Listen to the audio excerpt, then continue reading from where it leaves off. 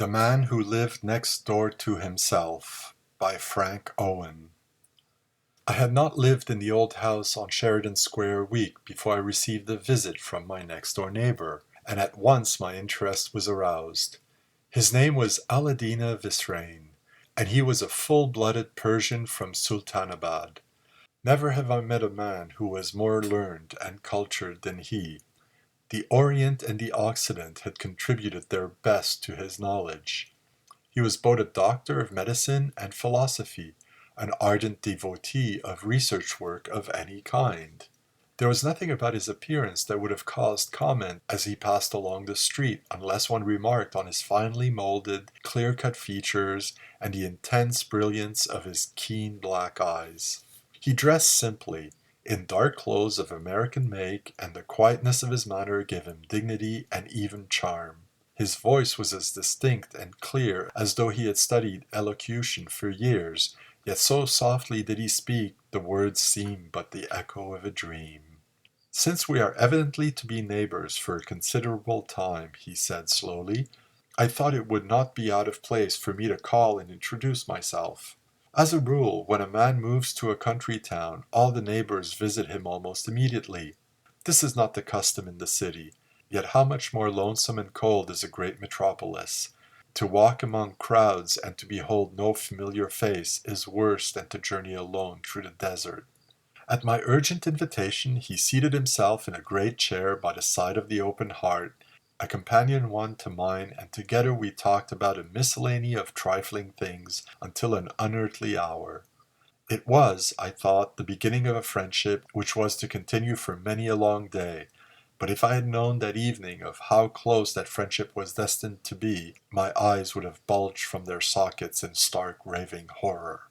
That evening was one of many which we spent together. We had much in common, we found, for we were both writers, and both of us were intensely interested in unusual things. "For years," said Aladina Visrain one evening, as we sat smoking cigars before the fire in my rooms, "I have been somewhat of a student of psychology, psychoanalysis, spiritualism, and the transition of souls.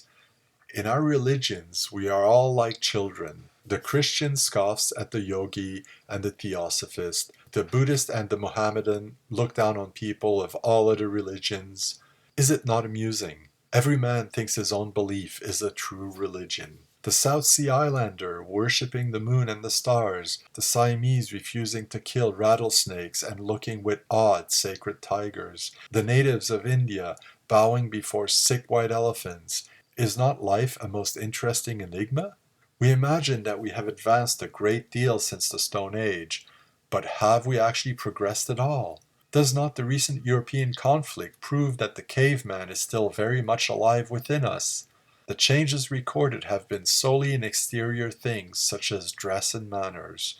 Men scoffed at Morse when he spoke of his telegraph, but it came to be, and now we have the radio as well. We have learned to pick up messages from the very ether about us. Some day other things will be accomplished, quite easily, which are now only spoken of in theory. Science is still very much in its infancy. For more than 10 years I have believed that it would be possible for two men to exchange their souls if they were in the proper key, perfect harmony, and tune with one another. That is to say, to put it more concisely, I believe that it might be possible for your soul to enter my body, and my soul to enter your body. And when I speak of the soul, I mean all that intangible part of a person that is mental, his mind, thoughts, likes and dislikes, ideas, etc. The great Caruso used to tap a glass with a knife and then sing the same note as came from the tinkling glass. When the two notes met at exactly the same moment, the glass was shattered to atoms. You see, the notes opposed each other.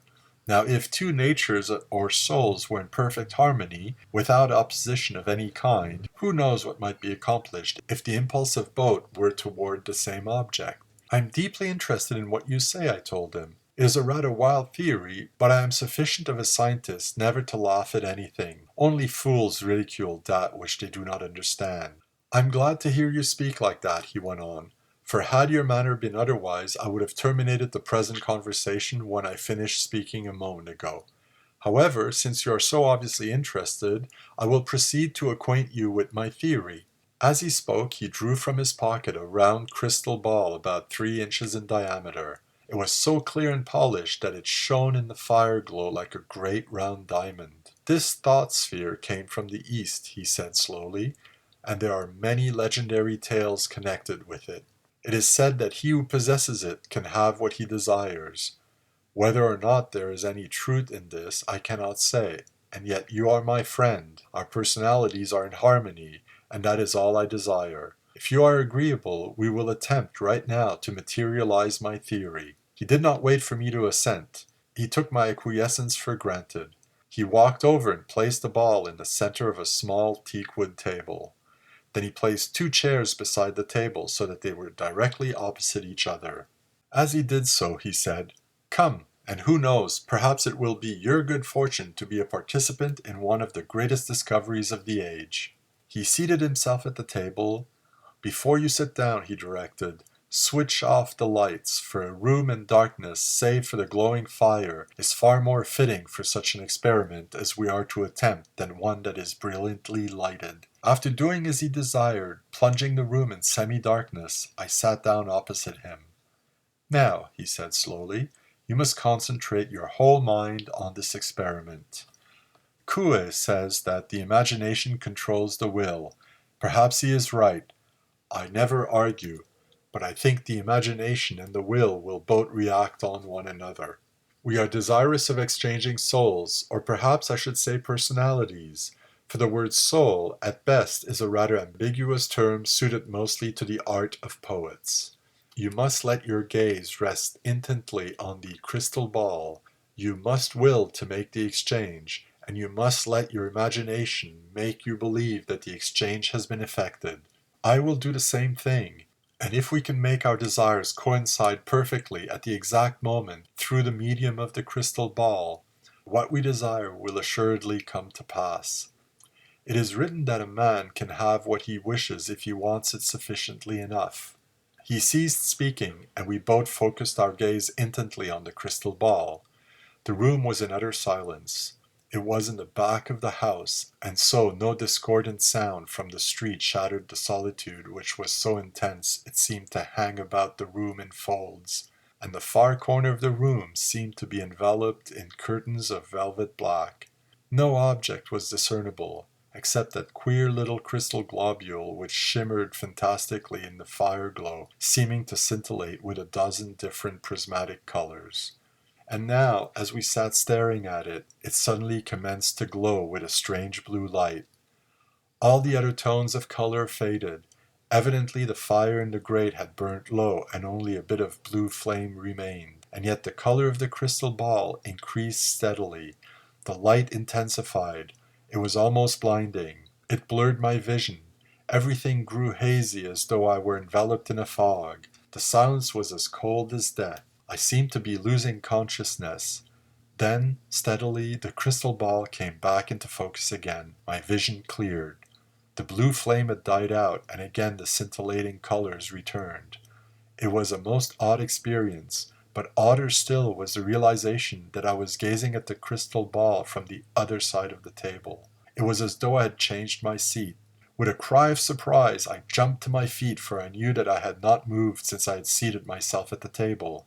As I rose, I knocked over the table, and the crystal ball crashed to the ground and was shattered into 1,000 glittering pieces. Visrain quickly switched on the lights. "What have you done?" he fairly shrieked. "Now we're engulfed in a frightful calamity. We can never again get back our own personalities." As I looked up into his eyes, my blood turned cold, for I was gazing into my own face. The experiment had proven successful. I scarcely know how to set down the events that followed. There is so much that I would like to write, so much I wish to record, and yet it is hard to set down the things which have an important bearing on my particular case. For a while that night, Visrain and I raved about that room as though we were mad. We cursed and raved as though we had ceased to be human. Often we hear folks envying each other, expressing a desire to be in someone else's place. Now that peculiar position had been vouchsafed to me, and I found little of pleasure in it. I longed to be in my own body again. The body at best is but a shell in which we live, but it is the shell by which we are known, the tangible thing by which our friends recognize us. Probably the day will eventually come when men will cease to form opinions and impressions from exteriors. After we had raved about the room for an hour, or perhaps it was longer, for neither of us had any thought of time, we sat down beside the open fire again and tried to sanely reason out the strange problem with which we were confronted. We had changed bodies, I say, we advisedly, because the real man lives inside each of us. The smug hypocritical smile and the exaggerated burst of assumed enthusiasm are not the earmark of a real person. Visrain's soul and personality were within my body, but nevertheless he was still Visrain. After we had talked and argued and theorized for a great while, we finally decided that we would change houses voluntarily, even as we had changed bodies. This would mechanically prevent people from talking, and besides, we would not be inconvenienced in the slightest because we could visit back and forth as often as we desired.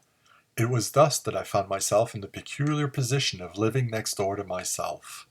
Luckily, both Visrain and I lived alone, so there was no one to complicate matters, although that is not strictly true, for Visrain had a Japanese servant named Kodo, who was the very acme of perfection.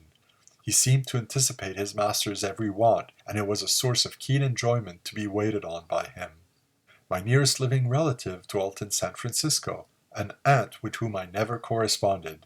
She was as interested in me as though I did not exist at all, and as for myself, I heartily reciprocated the compliment. I was not anxious to build up a friendship with the eccentric old lady, because I realized that by so doing I might be bothered with visits from her, and this I wished to avoid. At best I have but little patience, and can only tolerate people with whom I have much in common. Such a person was Vera Gray, an artist who lived in Greenwich Village and earned a splendid living drawing cover designs for the national magazines. Vera was a girl in a million, a deep thinker and at the same time more beautiful than any of the models who posed for her. She had skin like old ivory, and the olive tone to her complexion, together with her wondrous taste in dress, made of her a most alluring girl. She was tall and slim, and her white hands were the most graceful and expressive I have ever beheld.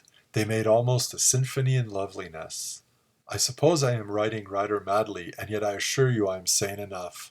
I have recently been examined by 3 alienists, and while they admit that I am somewhat queer, they have unanimously stated that my mentality is far above the average. But I am getting ahead of my story.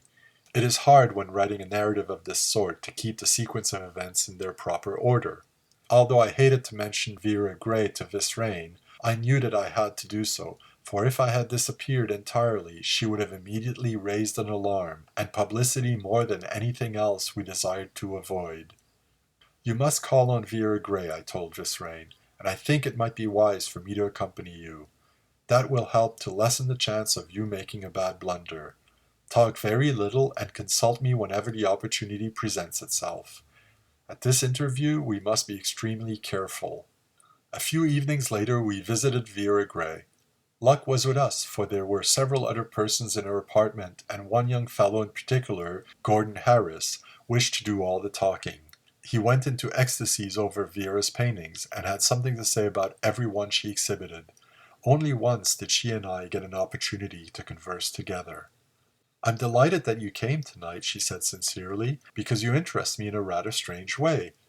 You seem to remind me of someone I know very well, yet I'm positive that I've never beheld your face before until tonight. Sometime I hope you can come to tea, and we can have a rather interesting chat together when none of these ceaseless talkers are present. I suppose it is rather unconventional for me to invite you when you are a total stranger to me, but I feel that we have something in common, as though we knew each other years ago." She laughed softly.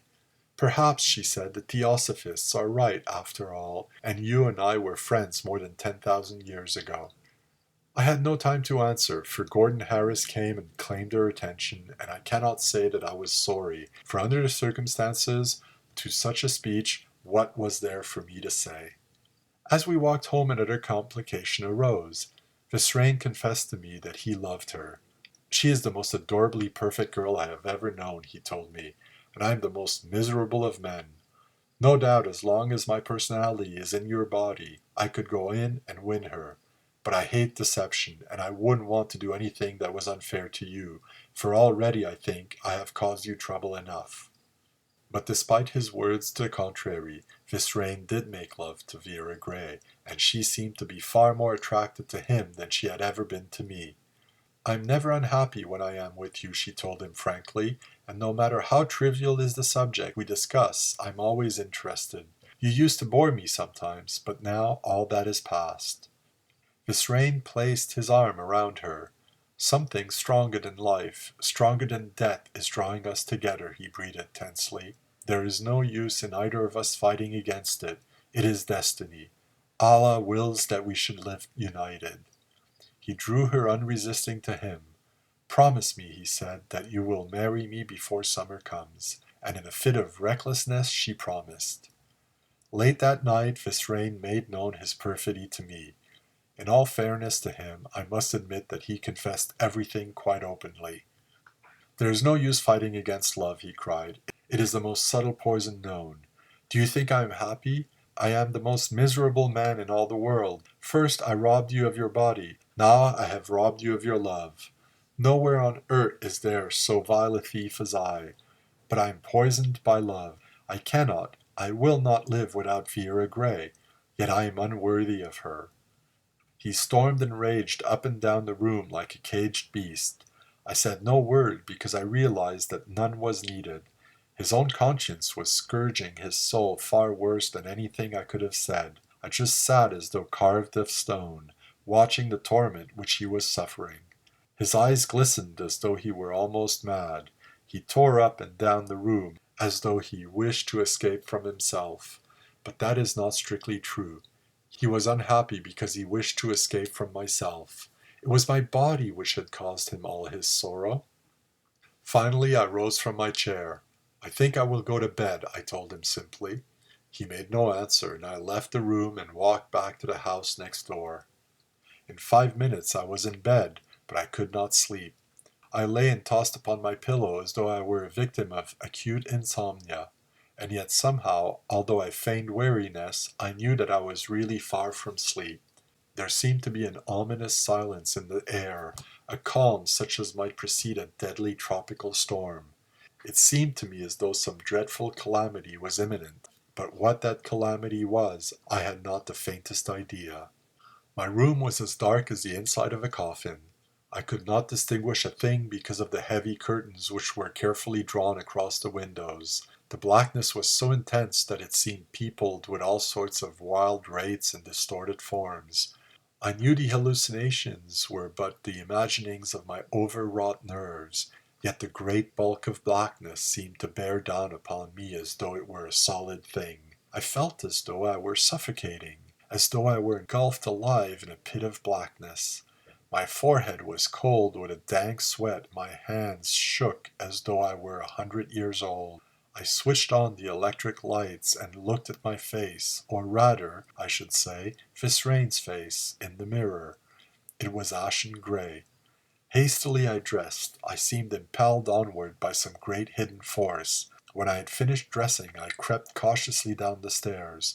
I was careful to make no sound that would awaken Koto, who slept in a little room off the lower hall. Silently I crept from the house and stole to the house next door. I unlocked the front door and entered like a thief. I had no trouble in effecting an entrance because Visrain and I carried keys to both houses. We believed it would more readily facilitate matters if we did so. Inside, I found the light in the living room still burning. I walked to the threshold, and there I stopped as though frozen to ice, and well I might, for the sight which I beheld was the most awful man ever gazed upon. By the chair was my own body. Blood was trickling sluggishly from a bullet wound in the right temple. By the side of the table lay a revolver. Facing a problem which he could not solve, Visrain had blown out his brains. For one brief moment, I gazed at the ghastly sight. Then my overwrought nerves broke and I slipped to the floor unconscious. How long I remained so I do not know, for when I opened my eyes it was broad daylight. In the chair the body still sat. and I imagined an eerie smile hovered over the rigid lips as though it were grinning at me. I rose to my feet. My head ached dully, and I walked like a man who had been ill for ages. I could scarcely drag one foot after the other. I seated myself in a chair opposite the lifeless body and stared at it as though my very gaze could rekindle it with life again. Now my predicament was worse than ever. My body was dead, sitting grotesquely before me on a great chair. I was surprised that the expression on its face could ever be so frightful. Lost to me also was my friend. What had happened to his soul I did not know. Perhaps it also was in the room with me. I shuddered as I thought that now Visrain would try to reclaim his body. The days that immediately followed I can only look back upon as on a nightmare. I did not employ an undertaker to embalm the body, nor did I make any attempt to see that it was decently buried. Under the circumstances, I doubt if anyone else would have done so either. Despite the ghastly, blood-clotted, repulsive face, the body was mine, and I was still alive. I could not make myself believe that my body was really dead. As the days dragged by, I found myself more and more often creeping into the house next door to gaze into that face which was turning sickly blue. Sometimes I used to frantically shake the loathsome corpse as though it were only sleeping, and that if I tried hard enough I could awaken it. It drew me to it like a magnet. Many a night I remained with the hideous thing till dawn. I think at the time I must have been slightly insane, yet as I have written, 3 alienists have recently examined me, and they pronounced my mind to be in excellent condition. Still, my actions were not those of a sane person. I used to sit and talk to the corpse by the hour. I argued and expostulated with it. Sometimes I attempted to make it eat and drink. Once I even succeeded in pouring a bit of liquor through the set lips. A thing which gave me hope was the fact that the beard on the face continued to grow. How could the corpse be dead, I argued, and the beard still grow? I have since learnt that this is a perfectly natural phenomenon, and that it is quite usual for a man's hair to grow after he has ceased to live. And now it seemed to me that my cup of despair was filled to the brim, that no further calamity could be added to it, yet the figure had still another horror in store for me. One night, as I bent over the corpse, I suddenly became conscious that I was not alone in the house. I had not heard a sound, nor had I caught the faintest glimpse of anyone, but still I was sure that there was at least one other person in the house beside myself. At such moments, it seems as though man has a supernatural sixth sense buried in his subconscious mind, which warns him of approaching danger. To say I was shocked would not nearly have described my condition. I was in a panic. Fear made me a total wreck. The very marrow froze in my bones, and I felt as sick and weak as though I were a plague victim. Even in my fear, I realized that I was in a most unexplainable position, unless the hidden personage would prove to be the soul of Aladina Visrain. As the thought came to me, the curtains at the end of the room parted slightly, and through the opening I could see the muzzle of a revolver leveled directly at me. As I beheld it, I quickly switched off the electric lights, plunging the room into absolute darkness. Then I made a wild leap for the other door. But in the darkness I tripped over the corpse with such force that I dragged it from the chair, and together we fell to the floor with a dull thud. Fear now had me absolutely in its power. I lost my reason. Instead of trying to get away, I commenced wrestling with the lifeless body. And as I wrestled, there came to my already weakened nerves another severe shock. As we righted around the floor, 2 hands clutched at my throat and anchored there with a frightful grip. It seemed as though the dead had come to life again. Then other hands grasped my arms and legs. There seemed to be at least a half-dozen bodies bending over me. In that moment my strength seemed to multiply. Dread made of me a formidable opponent. I became a machine. I flung my arms about in every direction like flails. Sometimes my fists crashed against warm flesh, and I could hear the grunts of my adversaries as the blows struck home. But the hands about my throat gripped tighter. I could scarcely breathe. I struggled terribly for breath. For one bit of air I would have given all I possessed in the world. Finally, someone mercifully turned on the lights, and to my horror I found myself surrounded by policemen. None too gently they slipped a pair of handcuffs over my wrists, but I did not care, for the one who held my throat released his grip and I could breathe again. Now I'm sitting in a prison cell. I am to be tried next week for murder, the murder of my own self. They would not allow me to be released on bail, for in the eyes of the world I have taken a human life. Ever since my strange disappearance, detectives have been searching for me. It was Vera Gray who raised the alarm. Now I am writing the true story of all that has transpired. I intend to present it at my trial. What the verdict will be I cannot say, nor do I really care, for they have buried my body, and Vera has gone into mourning because she believes I am dead. Even if I am acquitted, what does the future hold in store for me? I have been examined by 3 alienists since I have been in prison. They are unanimous in declaring me sane. Perhaps this will help my case somewhat. I also intend to see Vera. I shall recall to her countless little incidents that happened in the past that are known only to her and me. I believe in time, when my story becomes known, I will be acquitted, but it may take months. And afterwards, what have I to look forward to? Nothing but memories. Memories of Vera, which are sadly beautiful. Memories of my dead body sitting upright in the house next door, which are so ghastly that they will haunt me forever. I will be just a broken bit of humanity, a man who once lived next door to himself and has ceased to be happy now that his neighbor is gone. That was The Man Who Lived Next Door to Himself by Frank Owen, published in the May 1924 issue of Weird Tales.